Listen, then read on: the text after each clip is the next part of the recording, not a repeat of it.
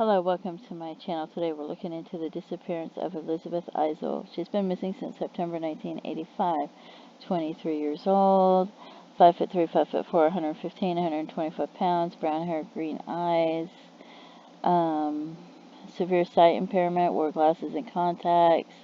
She was last seen in Bellevue, September 1985, leaving behind her infant son and all her belongings. The police previously learned that Elizabeth, who had been adopted, had tracked down her half-brother, Sheldon DeLoge, and the two of them moved in together and had a baby together. When he began having interest in a neighbor, the neighbor told him he'd have to break it off with Elizabeth before she'd date him. Poof, Elizabeth disappears.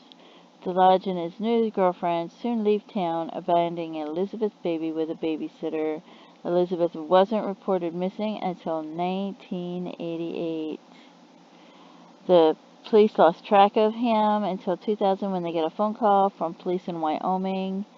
I'm not sure what they were investigating, but he's also the suspect in the disappearance of Katherine Lowery, and so who looks a lot like Elizabeth Eisel.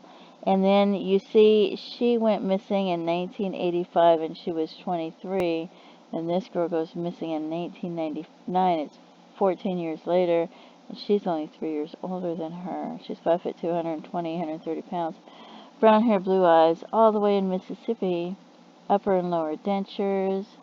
On November 9th, 1999, the DeSoto County Sheriff's Department was contacted by the Cheyenne, Wyoming Police Department about the arrest of Katherine Lowery's boyfriend, Sheldon DeLoge, for sexually abusing Katherine's 8-year-old daughter in Cheyenne.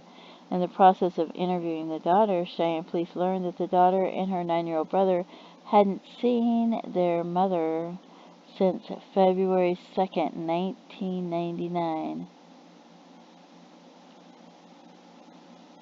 So that's 9 months had gone by, and he had the daughter and the son. While living in Olive Branch, deputies went to the home Katherine and her family had rented and found it had been emptied and cleaned by the owner using chemical sprays. Deputies found blood splatters on the floors and walls. Foul play is suspected in her disappearance. And it says he's also a person of interest in the disappearance of his half-sister.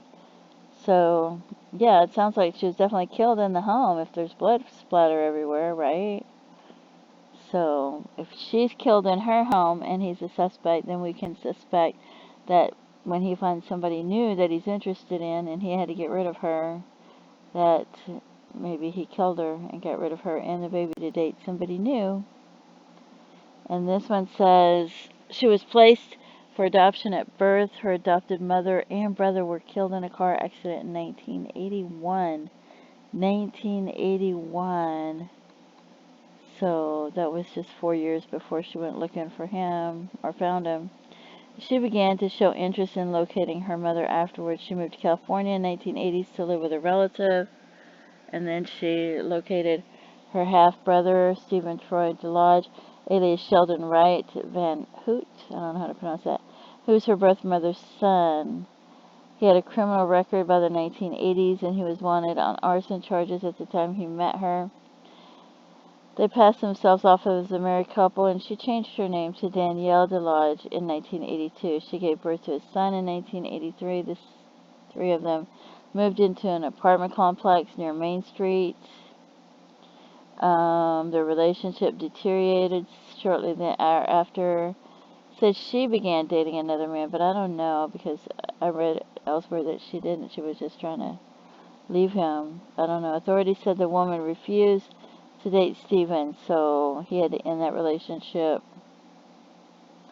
Eisel's boyfriend told investigators that she and Stephen had a violent argument in August 1985. The boyfriend said that she and her son moved into his residence shortly after the violent argument.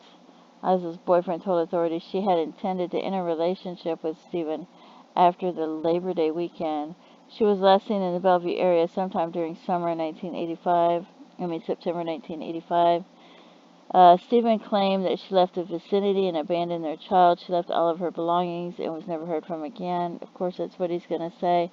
Isn't that what they're going to say? Oh, they've left the area. They're gone. They went with somebody else.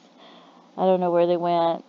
Stephen began dating the woman from their complex shortly after she disappeared. They married and relocated to northern Idaho by December 1985. Eisel and Stephen's son was left behind at the babysitters and went to Child Protective Services. His wife divorced in the Midwest sometime during the 1990s. She is reportedly afraid to speak about her time with Stephen for fear of repercussions.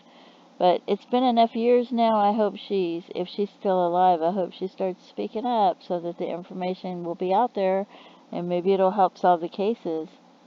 Because she was estranged from the rest of her family, she wasn't reported missing till 1988. Stephen relocated to Mississippi in the mid-1990s and rented a farmhouse near the Olive Branch area.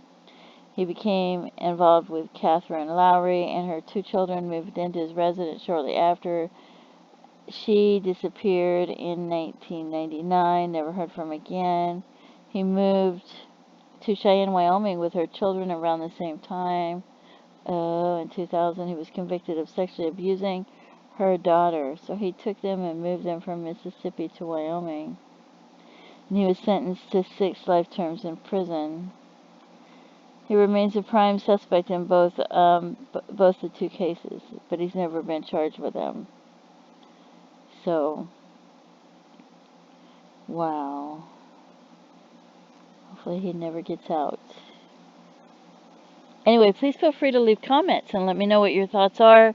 And if you know something, please contact the authorities in either of the cases and let them know. Don't forget to stop to pray for the families. And thank you so much for tuning in. Have a great day. Bye-bye.